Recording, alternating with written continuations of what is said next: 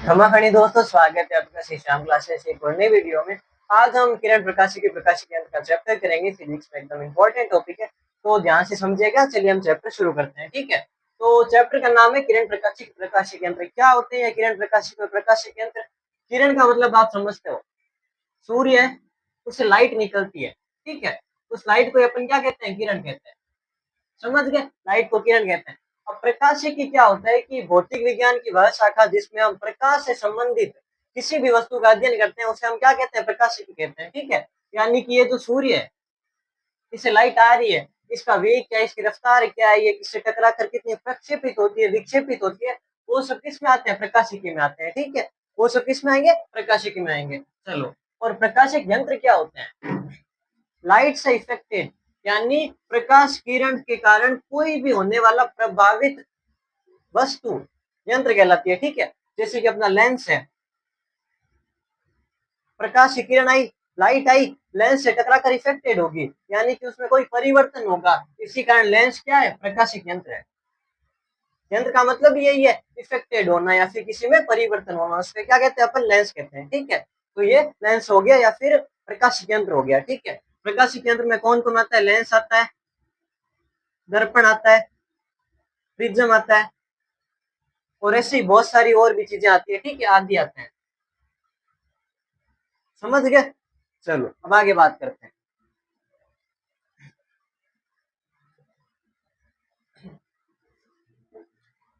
अब अपन समझते हैं प्रकाश होता क्या है। नाम पढ़ लिया, प्रकाश होता है, होता क्या है प्रकाश, ठीक है। तो प्रकाश अपना मेन अपन बात करते हैं, प्रकाश दृश्य प्रकाश कौन सा होता है, ये वाला प्रकाश कौन सा होता है, दृश्य वाला प्रकाश, उसके बारे में अपन अध्ययन करेंगे, ठीक है। दृश्य प्रकाश कौन सा होता है?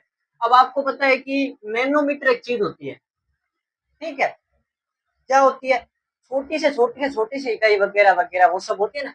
जैसे कि मीटर होता है, सेंटीमीटर होता है, मिलीमीटर होता है, वैसे ही नैनोमीटर होता है।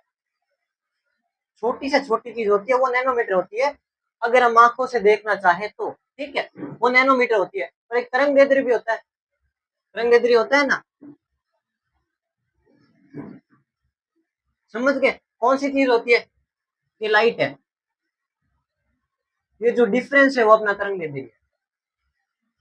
वेव जो होती है, तरंग जो होती है, उसके बीच का अंतर जो होता है दोनों रेडियस का, वो क्या होता है? कहलाता है तरंगदैर्ध्य कहलाता है, ठीक है। चलो, अब हम समझते हैं दृश्य प्रकाश क्या होता है। 400 से लगभग 750 नैनोमीटर का कोई भी लाइट होगा ना, 450 से 700 नैनोमीटर तक का कोई भी रेडियस या प्रकाश होगा, उसको अपन दृश्य प्रकाश कहेंगे। क्यों कहेंगे? क्योंकि ये जो 400 से लगभग 750 नैनोमीटर का ये जो प्रकाश होता है, वो अपनी आंखों से देख सकते हैं अपन, ठीक है। इसलिए अपन क्या कहेंगे? इसे दृश्य कहेंगे, दृश्य प्रकाश कहेंगे। इसमें कौन से आते हैं? इधर तो लाल आ गया, ठीक है, लाल रंग आ गया, और इधर बैंगनी आ गया, ठीक है। अब इन दोनों के बीच में जितने भी परमाणु स्पेक्ट्रम में या फिर स्पेक्ट्रम में जितनी भी लाइट होती है, वो अपनी दृश्य प्रकाश में आती है, ठीक है। ये जितनी भी लाइट होती है, इंद्रधनुष देखा होगा, लाल से लेकर बैंगनी के बीच में जितनी भी अपनी लाइट आती है, वो किसमें आती है? दृश्य प्रकाश में आती है। समझ गए? अब आगे बढ़ते हैं।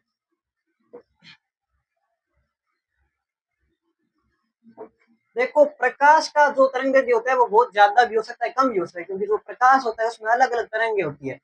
प्रकाश तो एक ही तरंग है, पर जो प्रकाश के अलावा भी बहुत सारी तरंग होती है, ठीक है। वो प्रकाश में मिक्स होती है, कभी कभी, हमेशा नहीं होती, कभी कभी मिक्स होती है, ठीक है। तो ये जो प्रकाश है अपना, लोग कहते हैं प्रकाश की गति जो होती है सर्वाधिक होती है, सर्वाधिक होती है प्रकाश की गति। वो कैसे होती है? प्रकाश की गति का मतलब आपको पता है, चाल होती है। जो कण जितना हल्का होगा वो उतनी तेज गति करेगा, ठीक है।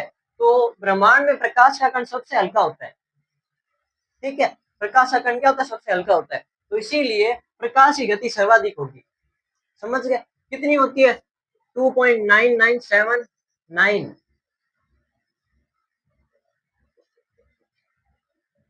ठीक है, इतनी होती है। अगर गणना मान करे तो, अगर आप मतलब गणना मान करे कि यही एग्जैक्ट है, तो एग्जैक्ट तो ये है। बट अपन याद क्या करें? याद कोई भी समस्या नहीं है। 10 की घात 8 मीटर प्रति सेकेंड, ठीक है।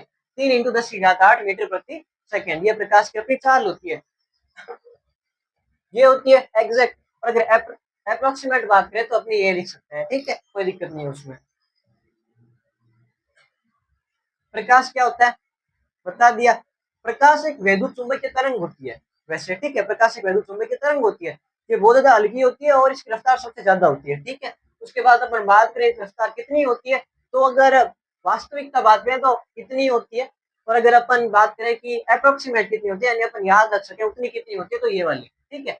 ये दोनों में कोई बड़ा अंतर नहीं है, आप दोनों में से कौन सा भी लिख सकते हो, ठीक है। प्रकाश की चाल, निर्वात में अगर प्रकाश चले उसे अपन क्या कहेंगे, सी कहेंगे, ठीक है। सी क्या है, निर्वात में प्रकाश की चाल,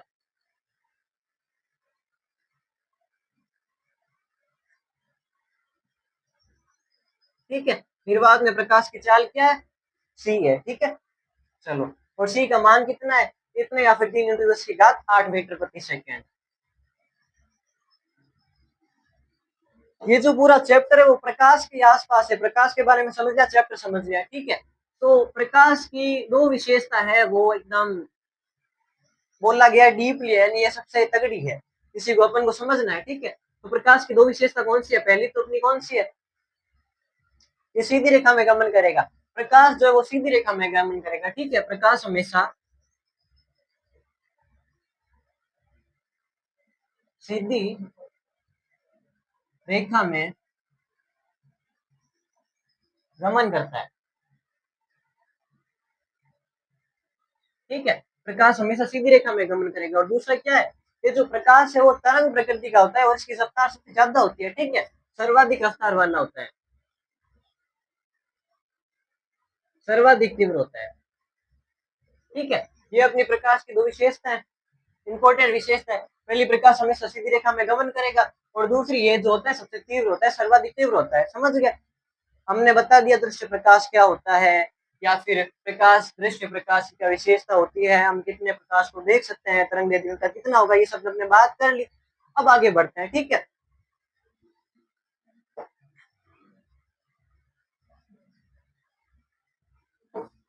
तो अब ये जो प्रकाश है सीधे रेखा में गमन करेगा, धरती तक आएगा, वैसे अलग अलग प्रकार के हमारे पास प्रकाशिक यंत्र होंगे, उनसे टकराएगा और अलग अलग प्रतिक्रिया करेगा, ठीक है।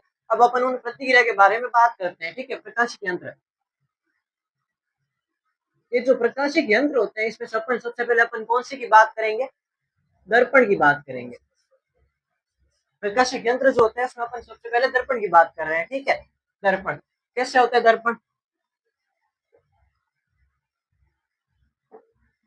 ये मैं एकदम ऐसा हो सकता है कि बुक में थोड़ा या नहीं डिटेल में नहीं दिया होगा, पर मैं एकदम आराम से आपको समझाऊंगा, कोई भी चीज छूटनी नहीं चाहिए, ठीक है। आपको ये लंबा लग सकता है पर एकदम आराम से समझाऊंगा, ठीक है। ये अपना एक सर्कल है, अपने को दर्पण बनाना है, तो क्या करेंगे, ये सेंटर पॉइंट है, यहाँ से मिटा देंगे, ये अपना दर्पण बन गया। कौन सा दर्पण है, अवतल दर्पण है, ठीक है, अवतल, ये अपना दर्पण बन गया। अब अपन दूसरी की बात करें तो ये वापस से सर्कल बना अपना, ये इधर जो वाला जो पार्ट है सर्कल के इधर वाला वो उत्तल हो गया, समझ गए, वो वाला अपना उत्तल हो गया। अब लेंस, दो सर्कल है, ये वाला भाग है वो लेंस बन गया, कौन सा लेंस, उत्तल लेंस, ठीक है। ये वाला अपना कौन सा लेंस है, उत्तल लेंस, ठीक है। उत्तल लेंस जैसे कि आपको पता है ऐसा होता है, ठीक है। अब अपन सबसे पहले दर्पण की बात करेंगे, ठीक है। दर्पण क्या होता है, उनकी क्या विशेषता होती है, वो सब सारे अपन दर्पण की बात करेंगे।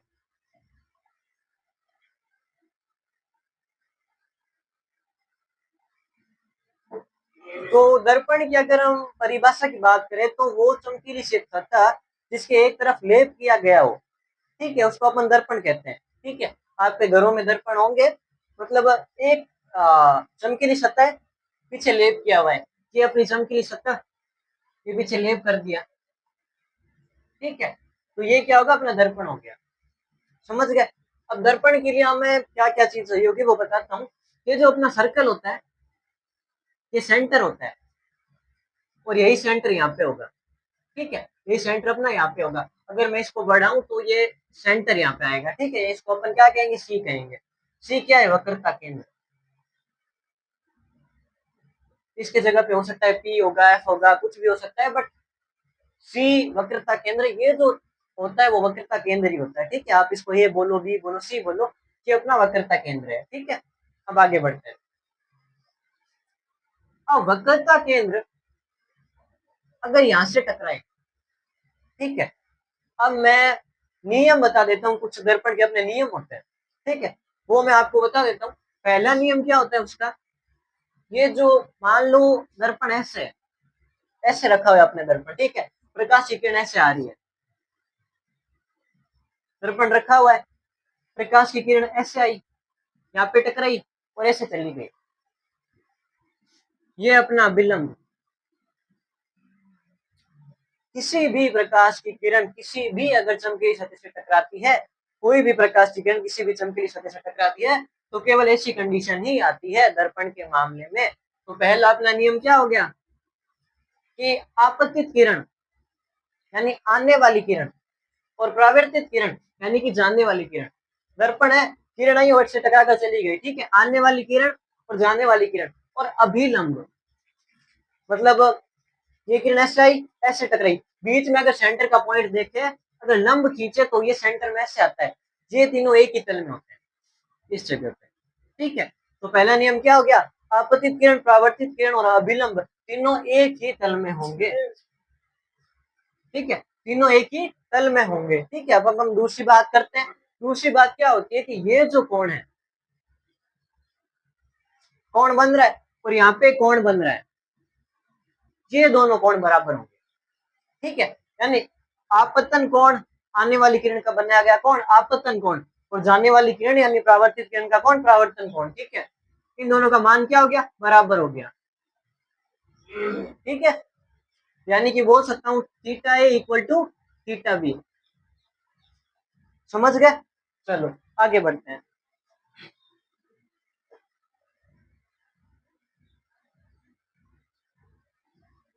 दर्पण का सेंटर का पॉइंट क्या होता है, वक्रता केंद्र होता है। वक्रता केंद्र के सामने अगर हम अभिलंब खींचे तो वो क्या होता है, दर्पण का ध्रुव होता है। ठीक है, दर्पण का ध्रुव होता है।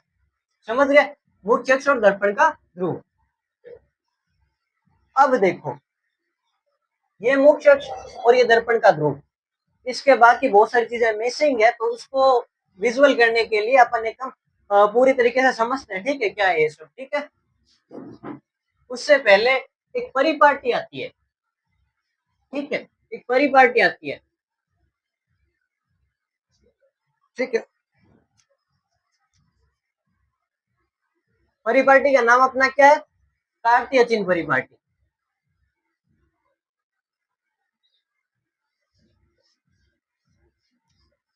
समझ गए, कार्तीय चिन्ह परिपाटी अपनी परिपाटी का नाम है। ये क्या होती है कि दर्पण में जो भी ऋणात्मक चिन्ह होंगे, धनात्मक चिन्ह होंगे या फिर किसी प्रकार के चिन्ह होंगे, वो इसको दर्शाती है। ठीक है, ये अपना दर्पण, अब ऊपर वाले धनात्मक,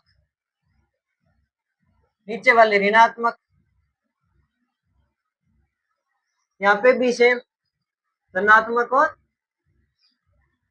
ऋणात्मक, ये मान है। ठीक है, ये मान है उस परिपाटी के, आपकी बुक में चित्र होगा वो आप देख लेना। ठीक है, मेन इंपॉर्टेंट यही है कि अगर आपको पूछा जाए कि किसी भी दर्पण के अगर हम गुण धर्म की बात करें, वो अंकुपन कैसे देखते हैं, कौन सी परिपाटी से देखते हैं, वो अपनी कार्तीय चिन्ह परिपाटी है। ठीक है, इनके बारे में बस इतना जरूरी है।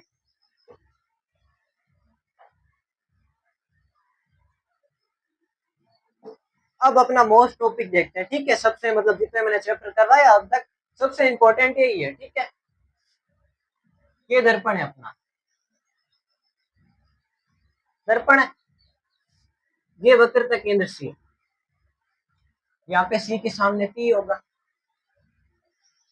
मानना मैंने वस्तु यहाँ पर रखी, रख दी, अब यहाँ से यहाँ तक वस्तु किरण टकराई, इसको अपन ने एम नाम दे दिया, ये सीधी ऐसे निकल गई। अब ये जो किरण है वो इन दोनों के सेंटर में इस जगह आ रही है, तो इसको अपन नाम देंगे, क्या नाम देंगे, एफ नाम देंगे, फोकस बिंदु, एफ नाम देंगे इसको अपन, फोकस बिंदु। ठीक है, अब यहां से अगर किरण आई, वो भी तो टकराएगी, वो भी तो वापस विक्षेपित होगी, ठीक है, उसको अपन क्या नाम देंगे, ये वाला। अब एक और किरण आई, यहाँ पे टकराई इस जगह पे, ठीक है, तो यहाँ पे दो कोण बने बने, इसको अपन थीटा कह देंगे, इसको भी थीटा कह देंगे, ठीक है, दोनों का मान बराबर है, जैसा कि अपने पीछे पढ़ा भी था कि आपतन कोण और परावर्तन कोण का मान बराबर होता है, ठीक है, तो इस थीटा का मान क्या होगा, बराबर होगा, ठीक है। किरण आई, एम से टकराई और सीधी एफ पर चली गई, समझ गए, किरण टकरा कर सीधी एफ पर चली गई, यानी फोकस बिंदु पर आ गई। अब देखो, ये एफ से और पी की दूरी, इसको अपन छोटा एफ बोलेंगे, यानी कि फोकस दूरी बोलेंगे। सेंटर एफ यानी फोकस बिंदु से पी तक की दूरी फोकस दूरी कहलाती है, ठीक है। और दूसरी, ये जो अपना सी है, वक्रता केंद्र से पी तक की दूरी आर कहलाती है, यानी वक्रता त्रिज्या कहलाती है, ठीक है, वक्रता त्रिज्या कहलाती है। अब इसको अपन आराम से समझते हैं, ठीक है।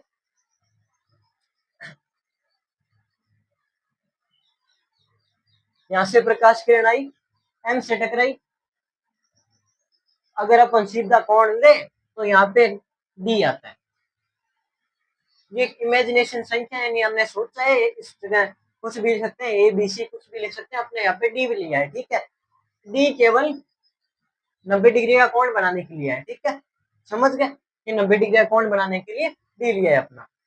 अब आगे बढ़ते हैं, अब यहाँ पे एम डी हो गया, एम डी क्या है, कोण है, ये रहा एम डी, और यहाँ पे एफ पी, ठीक है, या फिर एफ डी भी लिख सकते हैं, एफ डी मान लेते हैं, ठीक है, एफ डी, ये बराबर किसके होगा, ये चीज और ये चीज बराबर होगी या डबल होगी, तो डबल होगी, क्योंकि यहाँ पे अपनी जगह छोड़ी हुई है, ये इतनी जगह और इतनी जगह बराबर है, यानी अगर इतनी जगह होगी तो वो डबल होगी उसकी, ठीक है, यानी 2 मल्टीप्लाई एफ डी बराबर सी पी, ठीक है। आपको समझ में नहीं आएगा, मैं आराम से समझाता हूँ।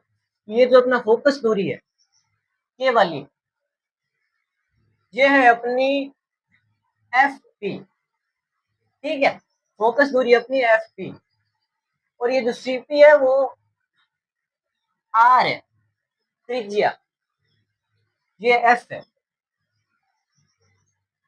एफ डी क्या है, एफ, यानी फोकस दूरी एफ डी है, और सीपी क्या है, त्रिज्या, यानी कि सीधा हो गया कि ये जो एफ डी है वो सीपी का डबल है, ठीक है, यानी सीपी बराबर 2 एफ डी। इसका मतलब ये जो फोकस दूरी है वो आर त्रिज्या की डबल होगी, यानी कि अगर आर बराबर 10 है तो एफ बराबर क्या होगा, 5 होगा, समझ गए। आज की क्लास में इतना ही, आगे हम फिर से पढ़ेंगे, धन्यवाद।